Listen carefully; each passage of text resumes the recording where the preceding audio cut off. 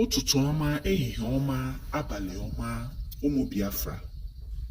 Ala Igbo mụrụ m ele ka unu mere n'ụbọchị taa. Ana m eburu ozi ekele wee na-abịa wee si na nke a wụkwa good news, n'ihi na ozi zitere na-akọwa na evangelist Ebuka Obi nke a na-akpọ prọfet nọ na Zion,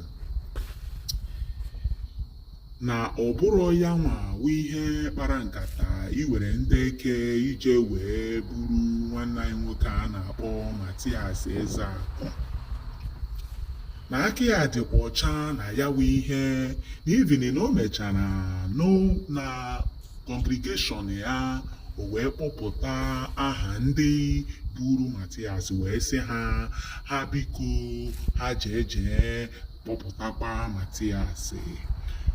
Biko nụ ụmụnne, onye iwe na-ewe ebe evangelist nke a na-akpọ prọfet nọ na Zion na iwe ya na-ewe, biko ụnụ dajụọ, marakwana na enwere mgbe m fụrụ ọfụ n'isi nwa amadi a ebe eji ihe na-agba tawatawa wee na-achụgharị ya. Biko nụ, eji m obiọma ayọ onye iwe na-ewe ebe nwa amadi a bụ evangelist prọfet nọ na Zion na-ewe, biko nụ dajụọ nụ. Iwe nwanne anaghị erukwana n'ọkpụkpụ. Biko nụ, aka ji Mathias rapụnụ Mathias, ọ Jizọs bụ onye na-alụ agha ya. Biko nụ, enwere onye Jizọs nyere iwu ka o jee wee na-alụrụ ya physical fight, maka na Bible mere ka anyị mara na we are not wrestling against flesh and blood, but against principalities and powers, against forces, against rulers of this world, against wickedness of wicked in the higher places. And when the bossing gị na fight, physical fight, biko nụ ebe ọbụla unu ji Mathias rapụnụ Mathias aka. Onye gbasatara Mathias awụjọ unu ka ọ dịrị fight.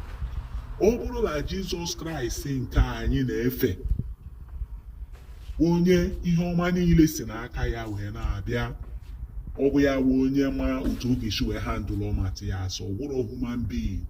So biko nụ, ebe ọbụla unu ji Mathias, hapụnụ ya ka ọ laa bịa, na o nwere nwaanyị nwa ụmụ na-echi ala ụlọ.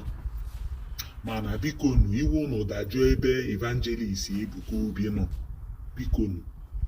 Biko na iwe unu dajụọ, ọkwa nwanne anyị ka ọwụ ihe ọ na-eme erika. Awụrụ ọkwa m memba Zion, mana ọ na-enyere ndị mmadụ aka.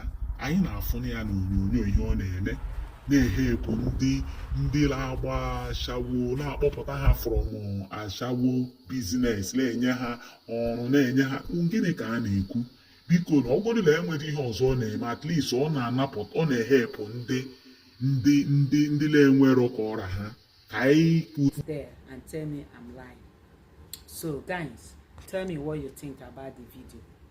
May God bless everyone. Bye bye guys. See you in my next video.